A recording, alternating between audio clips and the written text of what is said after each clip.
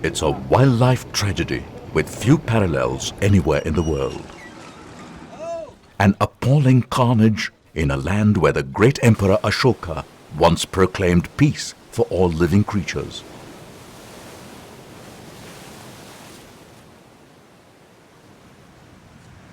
The state of Orissa on India's east coast has turned into the world's largest graveyard for the endangered olive ridley sea turtle. Between November and May, once pristine beaches are littered with the rotting carcasses of a species that has survived for millions of years. During the last 9 years, over 90,000 adult olive ridleys have died needlessly at the hands of humans. Newspaper headlines highlight the grim story year after year, but little action has been taken to close the shameful chapter in India's wildlife history.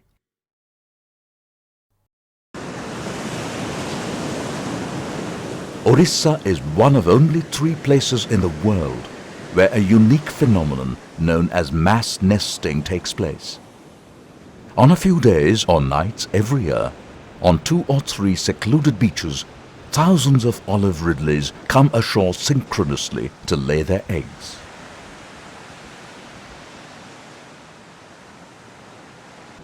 The ridleys are believed to make their journey from the Indian Ocean south of Sri Lanka.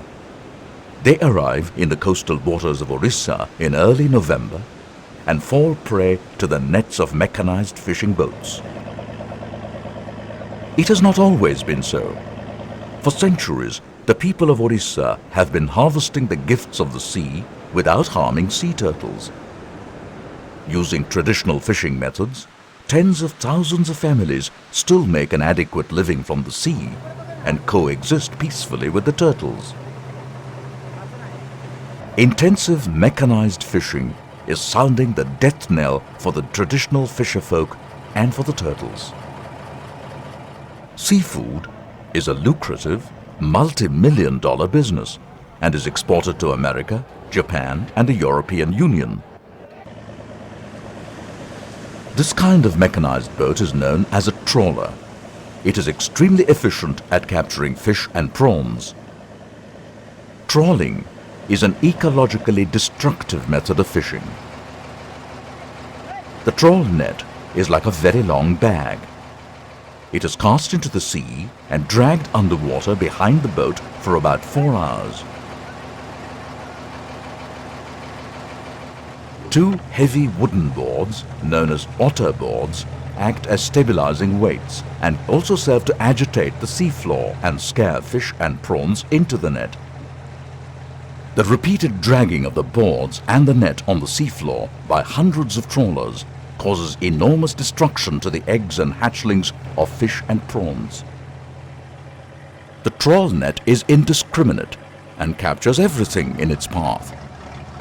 In the coastal waters of Orissa, where turtles are found in very high densities, many are accidentally captured along with the fish and prawns. In Orissa, trawl nets often capture more turtles than fish. It is a no-win situation. Loss of time and money for the fishermen, and a needless and cruel death for the turtles. Turtles are air-breathing animals.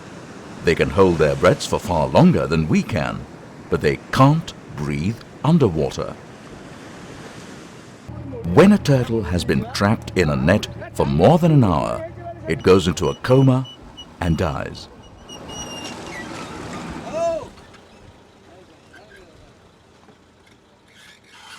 The death of turtles caught accidentally in trawl nets is easily avoidable. An ingenious device used in other parts of the world allows turtles to escape unharmed. Unfortunately, Indian trawl boat owners refuse to use it. In a normal trawl net, every creature that enters gets into a dead end from which it cannot escape. When the same net is fitted with a turtle excluder device, or TED, turtles can escape through a trapdoor-like arrangement in the device.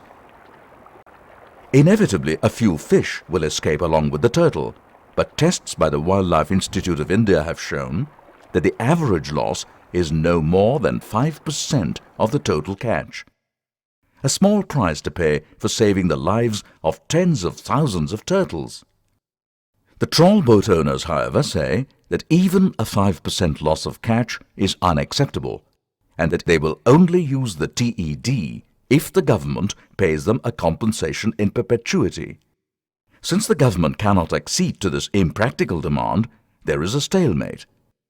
Meanwhile, turtles continue to die in trawl nets by the thousands. Under the Orissa Marine Fisheries Regulation Act, it is mandatory for all trawlers operating in Orissa to fit TEDs in their nets. But every time its use is mooted, like during this workshop held at Paradeep in February 2002, boat owners have vociferously opposed it and brought matters to a standstill.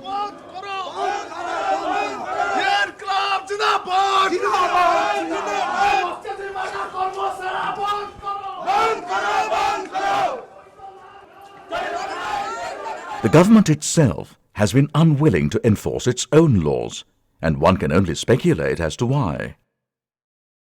In an effort to absolve itself of blame, it has distributed over 500 TEDs free of cost to trawl boat owners, but without following it up with persuasion, enforcement, and monitoring. Some of these TEDs can be seen displayed on the decks of boats. Of the others, there is no sign. None have been used in the nets. Besides trawling, another kind of mechanized fishing kills turtles in very large numbers every year. It is known as gill netting. Gill nets are long, invisible nets strung underwater across the sea. Sometimes they can be as long as 3 kilometers. For turtles, these are walls of death. Swimming turtles get hopelessly entangled in monofilament and multifilament gill nets and drown. When just 1 or 2 turtles are entangled in a gill net, their heads and flippers are chopped off and the carcasses are thrown away. When dozens of turtles get entangled, the fishermen are unable to extricate them and simply cut the net adrift. As it floats along on the surface of the sea, the cast-off net snags even more turtles. This multifilament gill net was washed ashore near the Devi mass nesting beach. There were 205 dead turtles in it. Most were pregnant females. Unlike with trawl nets, there is no way to provide an escape hatch for the turtles in a gill net. Once entangled, they are as good as dead. Most of these horrific incidents occur in shallow waters within 5 kilometers of the shoreline. Scientists have known for several years that when the turtles migrate to Orissa, they don't spread out at random in the sea. Instead, they form 3 huge congregations close to the shore just off the 3 mass nesting beaches of Gahirmatha, Devi and Rushukulia. They wait here after mating until weather conditions are right for going ashore to lay their eggs. Simply patrolling these 3 areas of the sea regularly and keeping mechanized boats away can prevent most of the turtle deaths.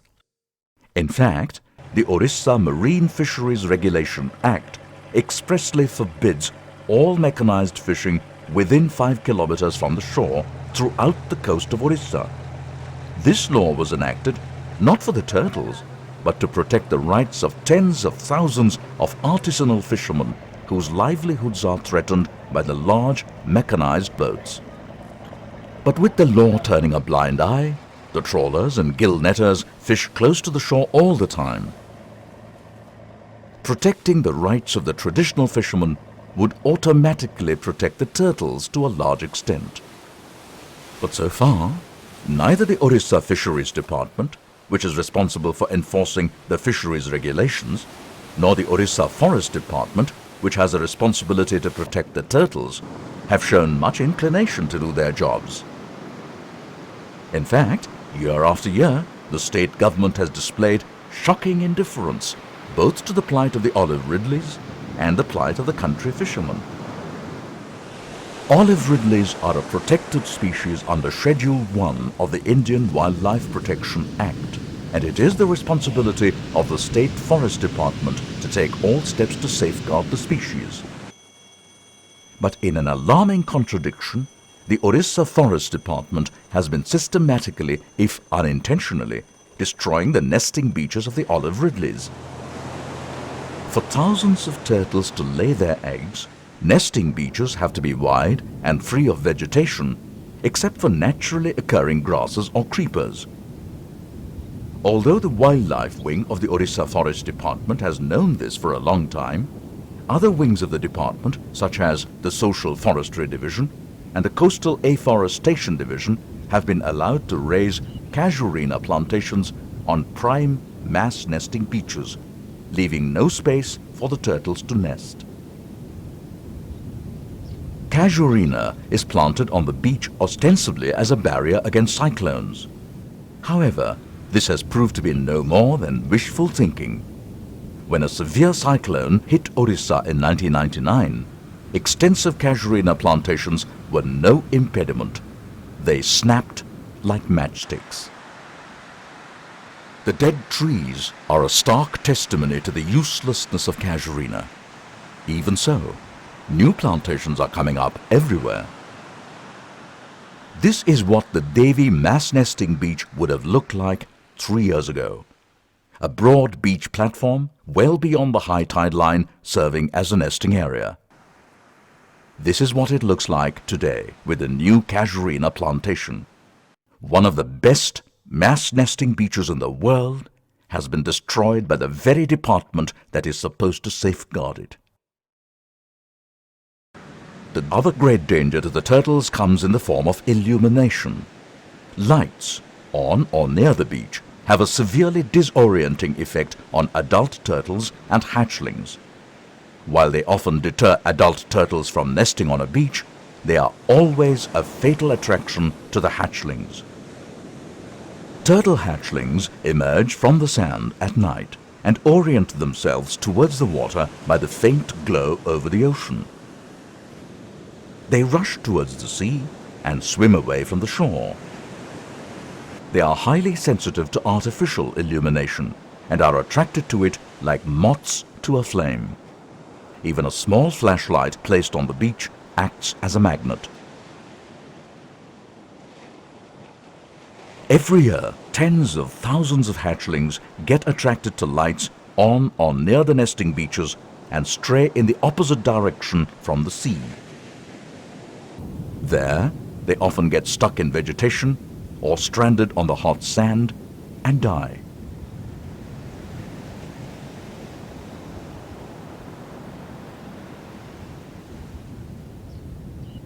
All these problems might seem overwhelming, but tackled individually, they can be easily solved if there is the will to do so. Lights near the beach can be shaded or switched off during the few nights of nesting and hatching. Casuarina plantations on important nesting beaches can and must be uprooted so that the turtles have ample space to nest. And the fishing-related mortality can be reduced to a large extent by using turtle excluder devices in trawl nets and by actively patrolling the turtle concentration areas in the sea for the few months that the ridleys are there. The Indian Coast Guard has been doing a valiant job, but with a large number of other duties to perform, its resources are stretched to the limit. Besides, Coast Guard ships are deep-draft vessels and cannot patrol the nearshore areas where the turtles congregate. It is imperative that the Orissa Fisheries Department and the Orissa Forest Department deploy fast, seagoing boats with trained staff to strengthen the efforts of the Coast Guard. It must be recognized that mechanized fishing in Orissa has become an uncontrollable monster that is destroying the ecology of the sea and wiping out fish stocks of the future. The intensive fishing that is carried out throughout the year gives little chance for the fish and prawn stocks to multiply. If left unchecked, the mechanized fishing industry will not rest until the last fish or the last prawn has been exported. This irresponsible rape of the sea must stop. While the very wisdom of depleting our fisheries resources to supply other countries with seafood is questionable, to do so with no concern for the future is short-sighted and foolish. Protecting some areas for turtles and traditional small-scale fishermen now will allow all sea creatures to breed and multiply in peace, and thereby benefit the entire fishing industry in the long run. The needless death of thousands of turtles every year is a national disgrace. Nowhere else in the world is an endangered species being killed wantonly in such numbers. The bountiful sea and all its creatures must be given a chance to recuperate. The greed of a few and the indifference of many must not be allowed to stand in the way.